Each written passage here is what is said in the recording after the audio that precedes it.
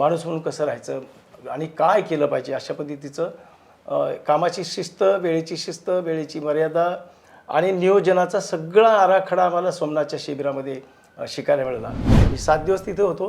तर 7 दिवस म्हणजे आमच्यासाठी आयुष्याचा एक महत्त्वाचा टप्पा हे सगळ्यांच्याच आयुष्यामध्ये सोमनाथ शिबिर राहिलेले आणि सोमनाथच्या शिबिरातूनच नंतर कोणीतरी मोठी मोठी माणसं झाली. तर हा जो प्रश्न आहे की दगडू लोमटे, तर बाबांसोबत काम केल्यामुळं आणि सोमनाथला जो शिबिर झालं 1986 त्या शिबिरामध्ये आम्हाला इतक्या गोष्टी शिकायला मिळाल्या. मोठी मोठी शिबिरार्थी जे यायचे ते शिबिरार्थी नंतर महाराष्ट्राच्या आणि देशाच्या कानाकोपऱ्यामध्ये त्यांनी खूप मोठं काम केलेले. कुमार सत्रेश असतील, अनिल अचट असतील, असे कितीतरी नावं तुम्हाला घेता येतील की जी माणसं बाबांच्या श्रमसंस्कार छावणीत सावजी असतील, इव्हन डॉक्टर दाभोळकर असतील, असे कितीतरी श्याम मानव असतील, असे कितीतरी नावं घेता येतात.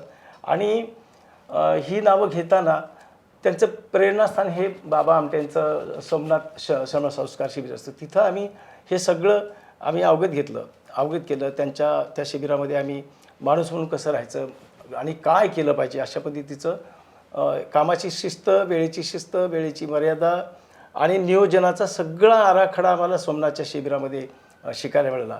आम्ही 7 दिवस तिथे होतो. तर 7 दिवस म्हणजे आमच्यासाठी आयुष्याचा एक महत्त्वाचा टप्पा हे सगळ्यांच्याच आयुष्यामध्ये सोमनाथ शिबिर राहिलेले आणि सोमनाथच्या शिबिरातूनच नंतर कोणीतरी मोठी मोठी माणसं झालेली. तर त्याच्यामध्ये तिथून मग मला साहित्याची आवड निर्माण झाली, तिथून संगीताची आवड निर्माण झाली आणि मग तिथं जी काही व्यवस्थापन आम्ही शिकलेलं आहे सोमनाथमधून. मी आंबेजोगाईला आल्यानंतर नंतर पत्रकारितेत गेलो, नंतर साहित्य क्षेत्रात आलो, मग लिहायला लागलो.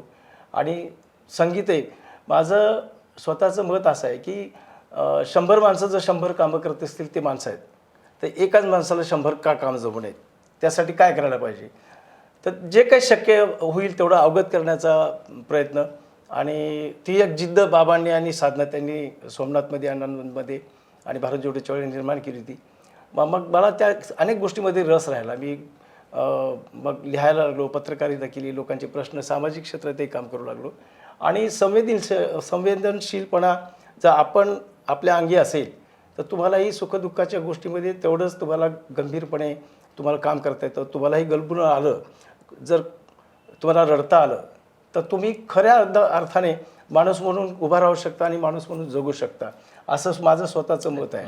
आणि त्याच्यामुळं अनेक संस्थांशी म्हणजे बाबांच्या प्रेरणेतून अनेक संस्था झाल्या. स्नेहालय झालं, त्याच्यानंतर तुमचे संतोष गर्जे आहेत, तिकडे अनंत झेंडे आहेत. असे कितीतरी तरुणांनी आपलं वेगवेगळ्या क्षेत्रात काम करायचं ठरवलं. कोणी पारध्यांच्या मुलांसाठी काम करतं, कोणी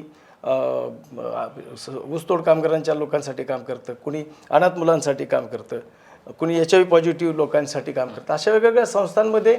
आणि मग मी स्नेहालयात गेलो. स्नेहालयात माझ्या लक्षात आलं की तिथे सगळी छोटी 2-2 वर्षाची तो HIV पॉझिटिव्ह संक्रमण झालेला काळ होता आणि ती छोटी 2-2, 3-3, 4-4 वर्षाची मुलं होती. आणि मग ती मुलं खेळायची पण त्यांच्याजवळ कोणी जात नव्हतं. तर मी गिरीशला म्हटलं की अरे आपण त्यांच्यासोबत नाही. ते म्हणे लोक जात नाहीत म्हणे, आम्ही जातो. कारण HIV पॉझिटिव्ह कशाने होतो तर स्पर्श केल्याने होत नाही. जर माणसाला HIV पॉझिटिव्ह माणसाला तुम्ही गळ्याला गळा लावला, हातात हात दिला, त्यांच्याशी बोललात, केलात, जवळ बसलात तर त्यांना खूप आनंद होतो. पण लोकांचा गैरसमज आहे की HIV पॉझिटिव्ह म्हटल्यानंतर ते त्याला अस्पृश्य समजणं. तर मी जिद्दीने त्या मुलांसोबत खेळायला लागलो, त्या मुलांच्यासोबत राहायला लागलो, मुलांना खांद्यावर घेतलं, त्यांना काय आनंद द्यायचा आहे अशा पद्धतीनं मी तिथे जाणीवपूर्वक स्नेहालयामध्ये काम केलं. संतोष गर्जे आमचा हा स्वतः अनाथ होता, वडील वारल्यामुळे.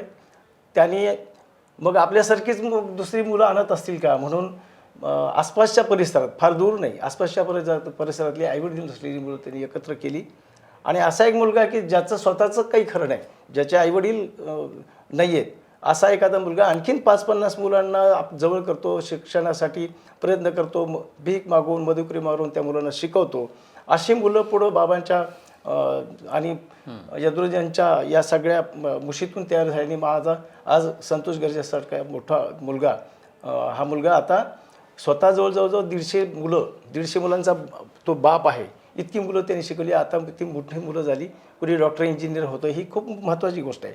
ऊसतोड कामगारांसाठी दीपक तिकडे काम करतो आहे, किंवा दीपक नागरगोजे त्याचंही त्या क्षेत्रामध्ये खूप म्हणजे बीड जिल्ह्यातल्या एका दुर्गम भागामध्ये हे सगळे बीड जिल्ह्यातले जे ऊसतोड कामगारांची मुलं आहेत त्यांच्यासाठी बीड जिल्ह्यात खूप मोठ्या प्रमाणावरती वेगवेगळं काम चालतं.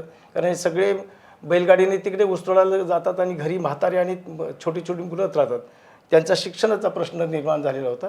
मग अशा वेळेला या मुलांना निवासाची व्यवस्था करून त्या मुलांना शिकवणं हे खूप महत्त्वाची गोष्ट. आणि त्यासाठी बीड जिल्ह्यातले जवळजवळ 6 लाख मजूर हे ऊस तोडणीसाठी बाहेर जातात आणि गावाकडं फक्त ही छोटी मुलं आणि म्हातारे राहतात.